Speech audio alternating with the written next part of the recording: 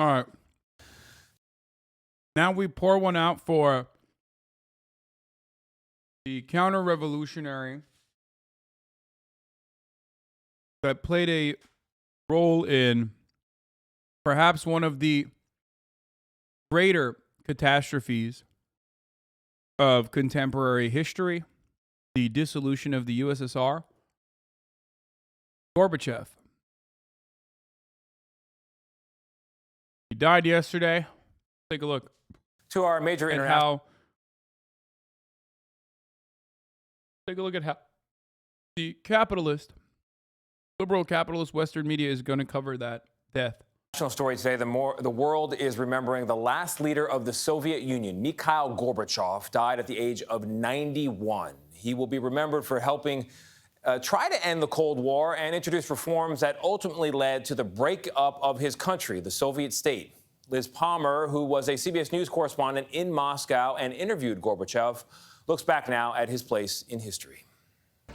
Mikhail Sergeyevich Gorbachev set out to reform the Soviet Union, and he ended up changing the world. Mr. Gorbachev, tear down this wall. In the end, the East Germans tore down the wall for themselves, but Gorbachev didn't stop them. And that was the beginning of the end of the Cold War. Born into a farming family in the Soviet Union in 1931, Gorbachev went to Moscow to study law and joined the Communist Party. In the 1980s, as the youngest ever Secretary General of the party, he set out to reform an inflexible, inefficient Soviet system. He engaged with the U.S. and in 1987 signed a momentous nuclear reduction treaty. Mr. General Secretary, though my pronunciation may give you difficulty, the maxim is dovyai no provyai, trust but verify. In 1990, Gorbachev won the Nobel Peace Prize, but his economic reforms weren't working, and Soviet citizens were going hungry and getting angry. In 1991, hardliners organized a coup against him. Gorbachev did survive, but the Soviet Union didn't, and he had to watch its collapse from the sidelines. 20 years ago, as the Moscow correspondent, I interviewed Gorbachev. Still the optimist, thinking Putin and the U.S. could be constructive partners. The age of empires is in the past. Both sides won the Cold War because we ended it. And I've been thinking this. Totally. How beneficial and fortuitous that was for the Russian people and like everyone living in the Soviet bloc.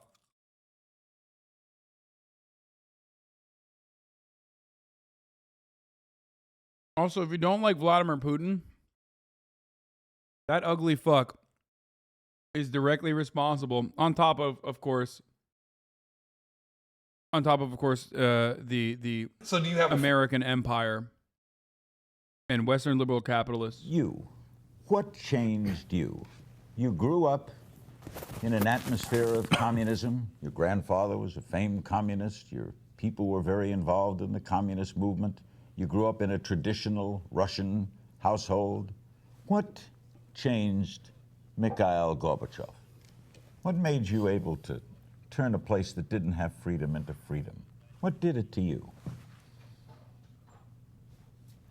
Well, life changed us. Efforts, attempts to reform the country, to reform our society, were made several times after Stalin's death, because what we inherited after Stalin, a totalitarian regime, repressions, the domination of one party, of one ideology, the suppression of freedom, that did not give our society, our country, enough fresh air, and therefore the country was suffocating and it needed second wind.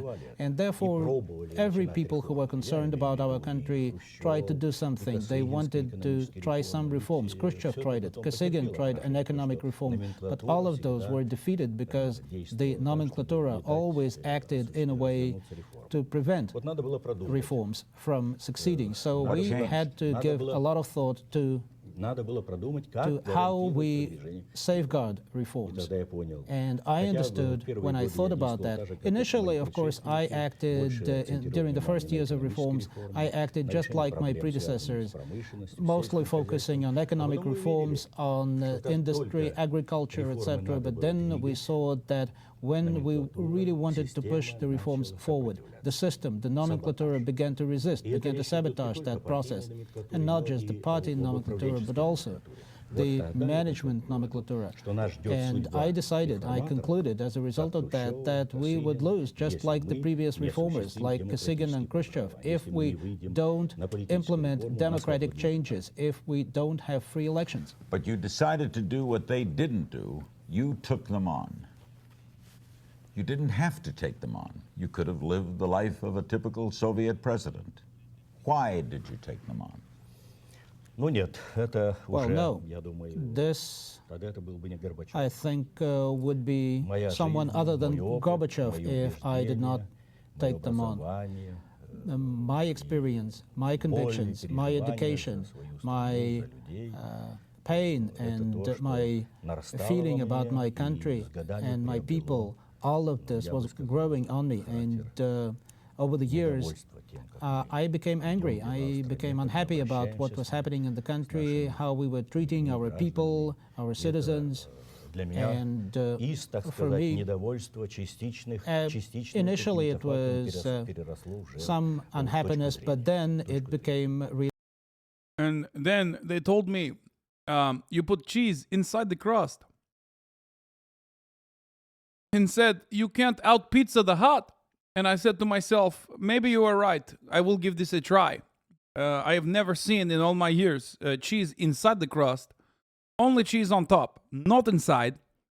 This was a very special pizza. Really an opinion, a view. But initially I thought that the system could be improved, and I began by trying to improve the existing system. And then I thought that we have to change the system, to replace the system. It cannot be improved. Was it difficult to open doors to the United States? Because you had to be raised with feelings about the United States like we were raised with feelings about the Soviets. Was that hard to open that door? Very difficult. I think maybe that was the hardest thing. And if we, in moving from Geneva to Reykjavik to Washington to Moscow, in trying to understand the positions of each other, in studying each other, if we had not believed each other, then I think if we had not established human rapport, then we wouldn't have been able, I think, to develop real cooperation, real work together. It was hard. When President Reagan and I first began to talk, we were together just like you and I today at a small table, and President Reagan began to accuse me, human rights violations. He said, you have no democracy. He said, you need to make these changes in foreign policies and these changes, etc., etc. And my answer when our dialogue began to go that way was, Mr. President, you are not a prosecutor and I'm not an accused. Let us not lecture each other. We represent big countries. Let us speak as equals. I think that then we will be able to find... I mean, even if you don't know anything, the immediate red flag should be that, I mean, he was handed a awful predicament regardless, if I'm going to be as charitable as possible. And his actions, some may say, would have happened regardless, no matter what, caused, as Dave Legg, third end, or Dave Legend is correctly pointing out, caused millions of deaths of despair, child prostitution, hunger, deprivation. Russia's GDP dropped by 40%, real wages halved, poverty ballooned from 2.2 million in 1987 and 88 to 66 million in 1993 to 95. Millions died under the brutal regime of privatization and shock therapy. 500,000 women were trafficked into sexual slavery. Does Gorbachev have hold sole responsibility? Of course not. It was just a feeble culmination of a revisionist current in Soviet governance that made increasing accommodation to capitalist interests, but he presided over the final capitulation, and that is his weight to bear. Does Gorbachev bear the primary responsibility? No. Since the 1950s, the USSR faced a vicious adversary whose policy was to enormously increase the strains on Soviet governance to promote tendencies which must eventually find their outlet in the breakup of Soviet power. For a nation that had not known a moment of peace in its short existence, that was passed like a hockey puck from Wilhelmine Germany to the Entente powers, Nazi Germany to the U.S., there could be no space for the kind of naive concessions that Gorbachev made to the West. Yes.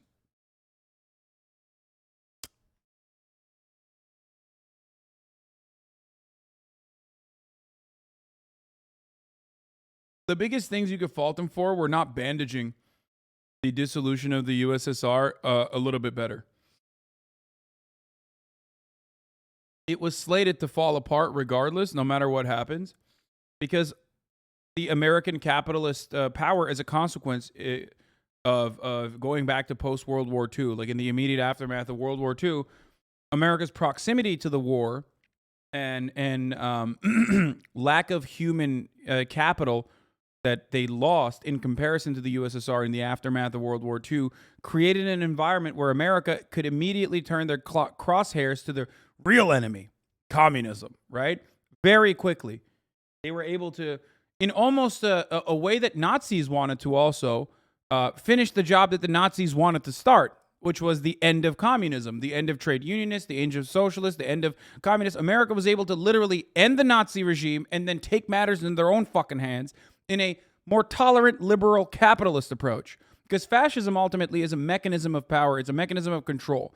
And fascism was utilized by capital owners, both in Germany and elsewhere, to control and suppress the growing communist movements that were happening all around the post-industrial revolution world, right?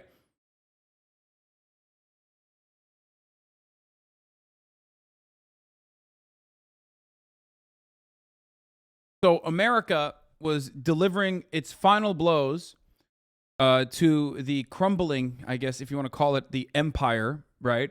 Or the crumbling hegemonic power. They, no matter who was in charge, it was slated to end.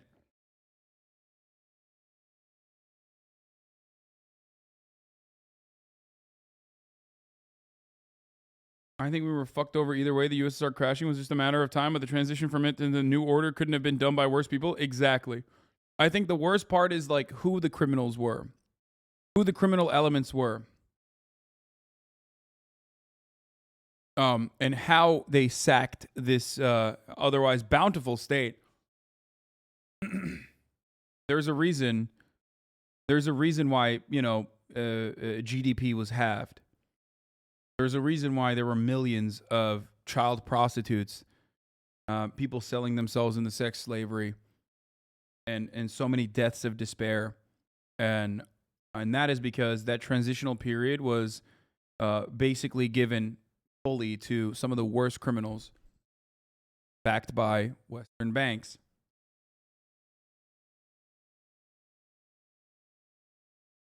That's also the reason why Russia is seen as this kleptocratic capitalist safe haven, this authoritarian kleptocratic capitalist safe haven. Vladimir Putin is very much a reaction to that original transition and that humiliation and also the dire economic conditions that people were subjected to. Vladimir Putin rose from the ashes of that horrifying transition and was able to quickly rise into power. He came from that background. He was our guy. Okay?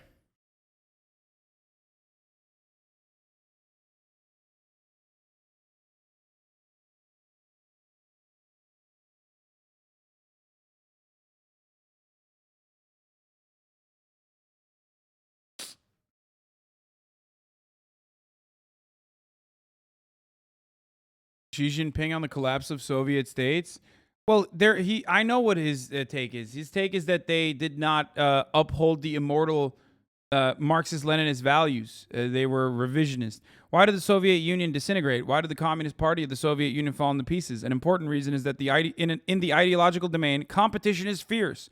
To completely repudiate the historical experience of the Soviet Union, to repudiate the history of the CPSU, to repudiate Lenin, to repudiate Stalin, was to wreak chaos in Soviet ideology and engage in historical nihilism. It caused party organizations at all levels to have barely any function whatsoever. It robbed the party of its leadership, of the military. In the end, the CPSU, as great a party as it was, scattered like a flock of frightened beasts. The Soviet Union, as great a country as it was, it's literally saying that they did not uphold like Stalinist principles, Marxist-Leninist principles. They were revisionist, and that's why it happened. Meanwhile, the irony is that China has never been in a more fortuitous position as a consequence, a direct consequence of revisionism and Dengist values. So the irony there is not lost on me. Perhaps one of the most successful examples, if you consider China to be a genuine transitional socialist state. Some people don't think it is. Some people do think it is. I don't think it's a legitimate transitional socialist state either. That was only maintained, and China could get to that point specifically as a consequence of Dengist attitudes. So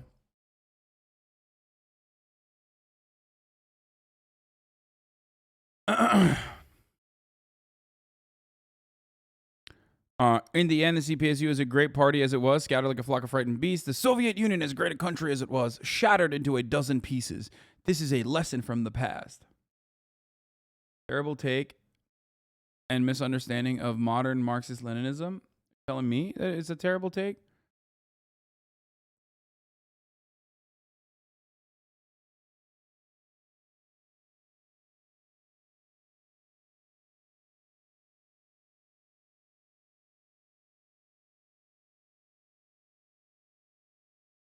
Mao was saying that the Soviet Union dissolved and was picked apart by capitalist vultures because they did not uphold true Marxist-Leninist principles. They did not have ideological purity. They did not... Dang, not Mao. Oh, wait, what the fuck? Oh, this is Xi Jinping who said this. Yeah, what? Oh, fuck my... what am I saying? Sorry. Xi Jinping. Have I been saying Mao this entire time?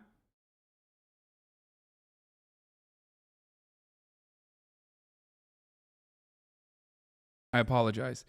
Xi Jinping said this, which is ironic, like I said. You said it once. Oh, okay. Ironic, considering that the contemporary Chinese Communist Party is, again, literally at the seeing the successes that it's seen, specifically as a consequence of their application of revisionist Marxist-Leninist principles.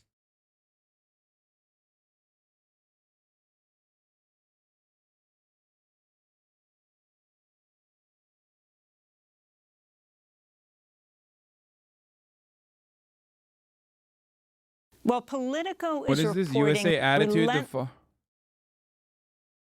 Jeffrey Sachs is like the number one. Oh shit! Jeffrey Sachs is the number. Wait, hold on. There might be like shitty. I don't know if we can watch this. Hold on. This is the number one Ukraine guy. Hold on. I'm gonna look through it real quick. But I don't know is this about Ukraine? I don't want to watch this. The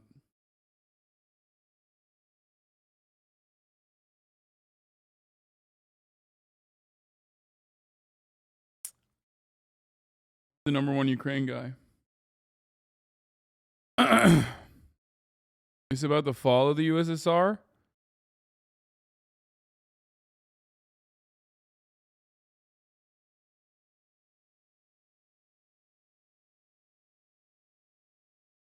Mao said this too. Mao said it too, chat. Yeah, by the way, this what Xi Jinping is saying is nearly identical to original Sino-Soviet split and what Mao had to say as well on revisionist Russia. So there are a lot of similarities within what he's saying.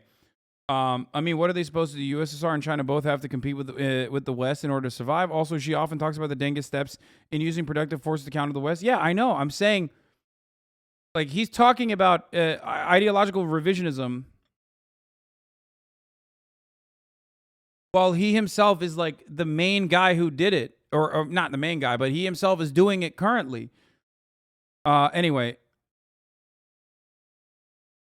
there was high levels of corruption. Here's Warger. There was high levels of corruption that had developed in the USSR by the time Gorbachev took power. What people never considered that at that point reform was necessary. At the end, it was the hardliners who did the push and forced them to either choose to basically start a civil war or resign. I think ultimately he had his heart in the right place. I don't know.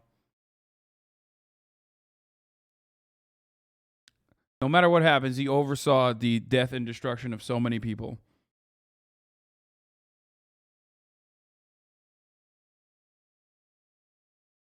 That's because Xi doesn't reject China's foundation Mao like the USSR did with Stalin.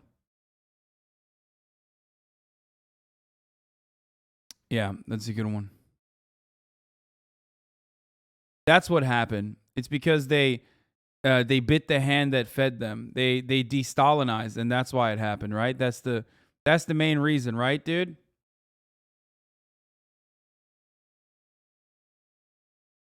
Certainly, that's the reason for China's success. The reason for China's success is because they still maintain a tremendous amount of pride for Mao, whereas the USSR engaged in revisionism and also simultaneously engaged in de-Stalinization. I mean, you could make an argument about de-Stalinization as a concession, as a starting point for concessions to the West. But de-Stalinization in and of itself is not necessarily a bad issue, especially considering, as Warger also correctly pointed out, corruption being a insanely awful force that legitimately was harming the country's own mechanisms of government. CoinTelPro, thank you for the 10 get the subs. Motorface, thank you for the 5 get the subs. Find keys to any problem. So it was difficult. But still, it became possible. Without changes in Soviet-American relations, nothing would have changed in the world. Yeah. Champaign, Illinois, for Mikhail Gorbachev on this special edition of Larry King Weekend. Hello. Hi, Larry. Hi. President Gorbachev, I'm honored to talk to you. Dude, America's such a wild country. They would just have like any random guy from Champaign, Illinois call into Larry King to talk to fucking Gorbachev. That's a crazy thing. That's how fucking dominant America is, dude. Like, can you imagine Barack Obama talking on the phone to some fucking random Russian guy on a Russian televised broadcast? No shot. This is like ritualistic humiliation.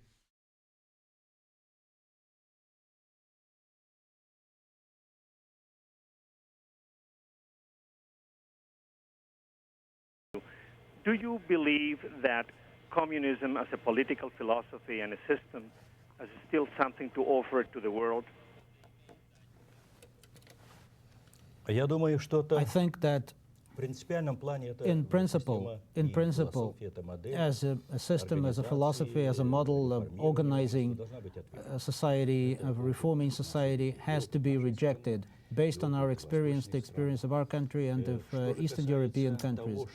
As regards the use of certain methods to achieve greater social justice, greater regulation by the state of certain social processes. There were certain useful aspects that could be used in the future as well. That's why I'm speaking of socialist values. By the way, I believe also that socialists who are in power in some countries they also use liberal theories, not just socialist theories. It's not really a choice of capitalism versus socialism. I believe that based on our experience and on the Western experience, Western values and other values, we have to conclude that what we need is a new society, a new civilization that would take advantage of all that is best and would reject all that is worst and take advantage of the good things for the new civilization together. So let us not just try to stamp out everything. We have to reject what did not work. Let me get a break and come in back. our country. Let's go back to your calls. Rotterdam, Holland. Hello. Oh, hi, Larry. Hi. My question is, if Mr. Gorbachev had known that perestroika would lead to the disintegration of the Soviet Union, would... Wait. Why is everybody calling from like random... Wait, what? Rotterdam, Holland?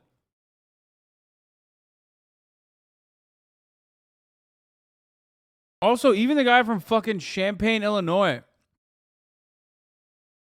That motherfucker had an accent too. Would he still have supported it the way he did? No, I don't think that this was our plan. And it was not fatalistically inevitable. I think that it could have been avoided. The collapse of the breakup of the Soviet Union could have been avoided. I believe it was one of my big mistakes that I was not able to explain my policies, to conduct the kind of policies, more vigorous policies that would have made it impossible for the coup plotters in 1991 to have that coup that made it impossible to sign the new Union Treaty. We had the treaty, we had even the scenario of how we will be signing the treaty, where we will be sitting and how we would be signing the treaty. And that treaty would have opened, I think, a very fruitful chapter in a new federation, in a new country. It would have been a real federation rather than the unitary state that we used to have, a totalitarian state. Last call quickly. Edmonton, Canada, quickly. Hello. Mr. Gorbachev, how would you like history to judge you? We only have 30 seconds. How would you like history to judge you? What should it say? Well, this is for history. This is history's privilege. History is a capricious lady, but I hope that it will judge me fairly. I have no doubt it will. Responding to the chatter before, Stalin literally killed or gulagged most of the revolutionaries and actual ideologues in the USSR and left it with a bunch of dumb, sycophantic careerist bureaucrats. He literally contributed indirectly to the current contribution. What do you mean indirectly? He contributed directly to the corruption that ate apart the country, making it so that, like, de-Stalinization, aside from what it meant, what it came across as like concessions to the West, de-Stalinization became a necessity. Like, he was, you know, I'm not one of those people that's like, look, I can see the good in Stalin, okay? Killing a lot of Nazis, very cool.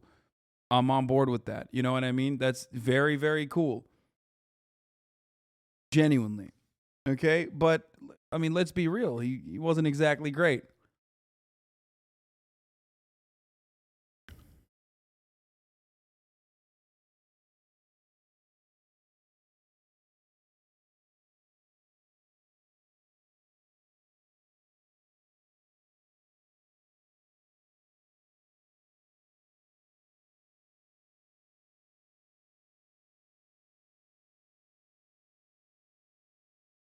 And saying how U.S. propaganda through Radio Free Europe, etc., convinced a lot of younger Soviet elites in Gorbachev's generation that the West truly was benevolent. Gorby gave up the USSR and Russian security for nothing and trusted the West's goodwill and promises that they wouldn't expand NATO. Yeah, that was a big mistake. And also totally didn't work. So Muscovites react to the passing of Mikhail Gorbachev.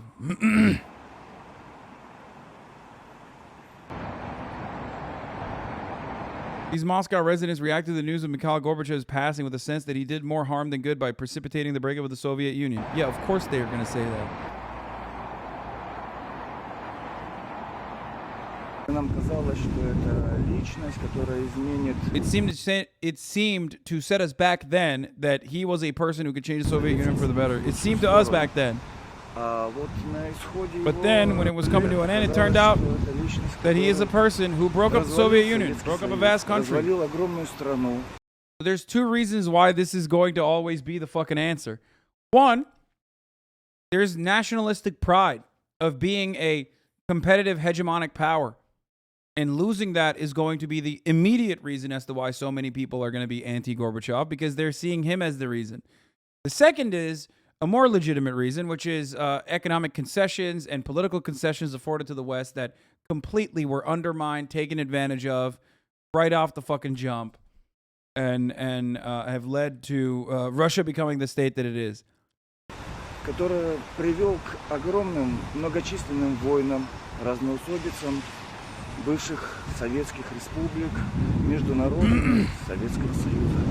И поэтому сейчас о нем у меня не очень хорошее мнение о его жизненном пути и о его результатах. Ну, то, что Союз развалился, я считаю плохо.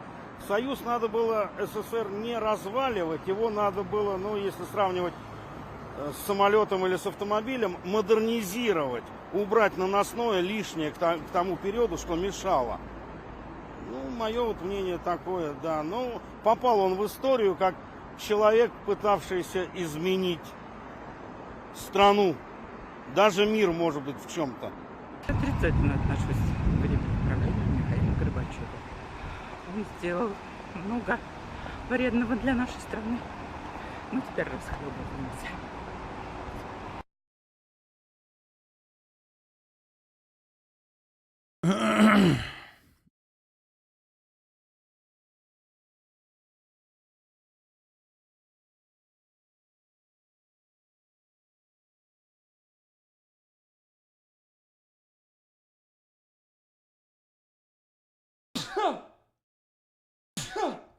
Oh, Jesus Christ, that was good. Good sneeze. You know there were countries other than Russia in the USSR. Any interest in their opinions? Yes, dude. They say it sucked. Okay, I got it. Yeah, especially ones that got better deals from the West, which had a legitimate interest in, like, you know, propping up anything and everything that could be utilized as an anti-socialist weapon.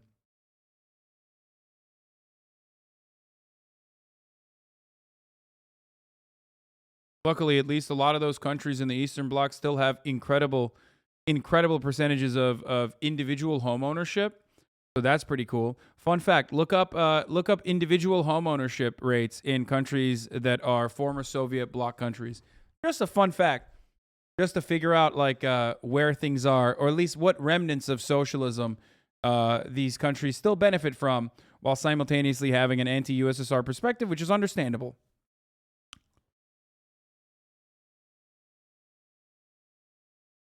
Yeah. Yeah, like Topji's very own Romania that he went to has, like, individual home ownership rates up to 90%. Almost 90%. You think that's an accident? You think that happened on accident? You think capitalism is the reason for that? Is that why? It happened because of socialism.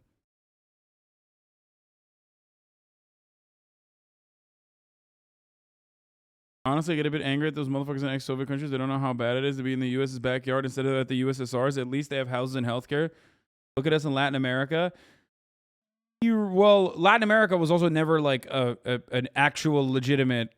Latin America was not under the umbrella of the United States of America, though. Latin American countries. That's another reason why they were fucking awful in their dealings. Yeah, look at that. Home ownership rate in Romania is 96.1%. Hungary, 91%. Slovakia, 90.9%. Laos, 95.9%. Cuba, 90%. Vietnam, 90%. North Macedonia, 90%. Croatia, 89.7%. China, 89.68%.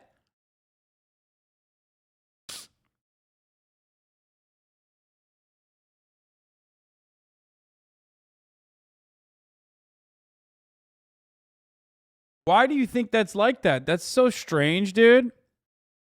Where the fuck is America in this? I want to see. Huh. Wait, you mean to tell me China has like 80%, 90% home ownership rate? But wait, hold on. What is this? Hong Kong has 22.1%?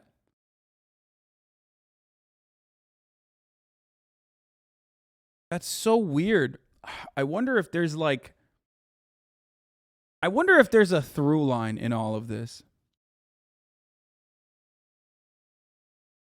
I'm just trying to figure out, like, what could it be?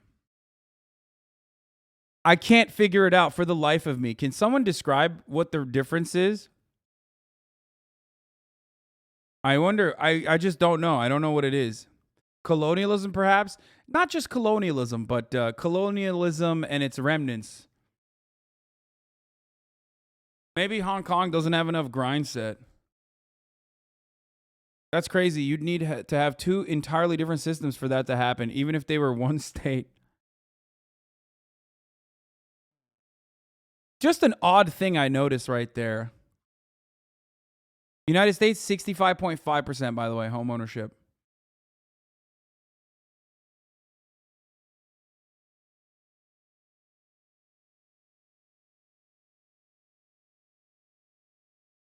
They don't have enough space, so it's a lot of apartment buildings. Oh, that's really interesting. Because, you know, famously in China, apartment buildings don't exist. Or, population density isn't super high in cities in China, whereas it is in Hong Kong. That's right. I never would have thought about that. Also, you can't famously own an apartment in your own building, and that would be a part of the home ownership rate. No, bro, that just means what percentage are fucking landlords, okay? What do you think? Like, you think every Romanian owns like a fucking homestead? Or do you think they own their apartments? Yeah, Singapore's another great example, famously.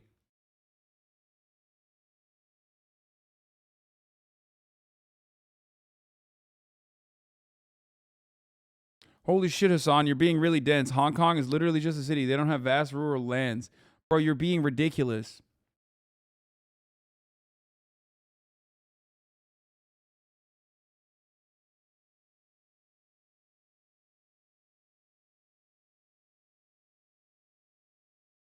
It's owner-occupied units, the total residential units.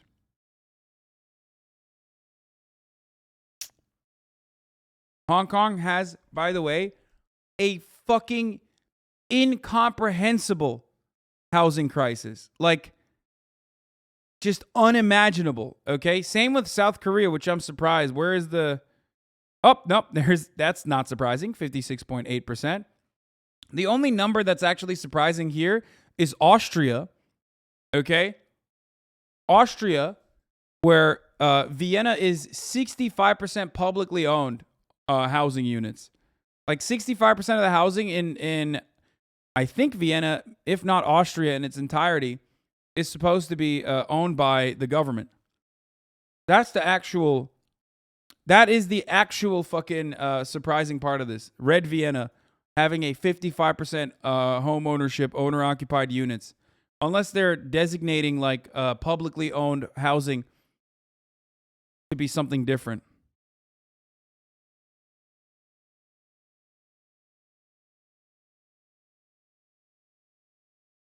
Hong Kong does not have rural areas like fishing villages and shit, of course. You guys are so fucking stupid, dude. You're literally refusing to comprehend the main reason. Then Singapore would be the same, okay? No, the main reason is because these are fucking... They have... The way that people see housing is entirely different in different countries and in different economic systems. Shut the fuck up.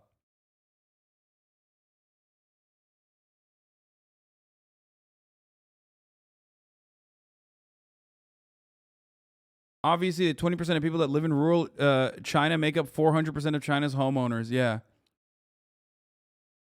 Only about half those 65% are actually government-owned in Vienna. The rest is basically co-ops called Genossenschaften.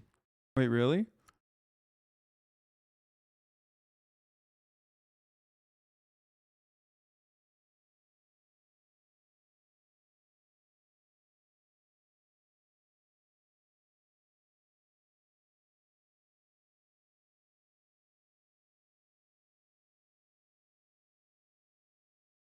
The irony is, like, people don't understand that half of the fucking houses that we're looking at in, like, places like in former Soviet nations in Eastern Europe are literally apartment blocks that were government owned. They're not individual houses, you fucking weirdos.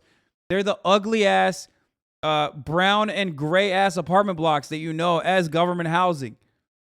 That's what the fuck it is. So it's not like, I know that in America, you literally personally think like the only home ownership is when you own a fucking fat house with a white picket fence, but that's not how it works.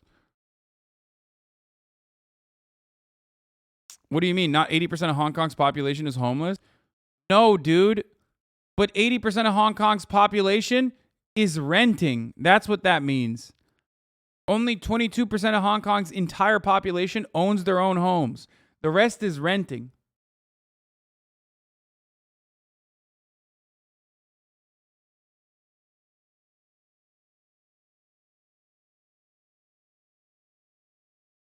Do you not get that? And for that reason, by the way, for that reason, Hong Kong has a gigantic problem, so does South Korea, with homelessness. In South Korea, didn't they recently make those basement apartments illegal because of flooding? Like in the movie Parasite? Am I wrong about this? Didn't that just happen? Of course, another way to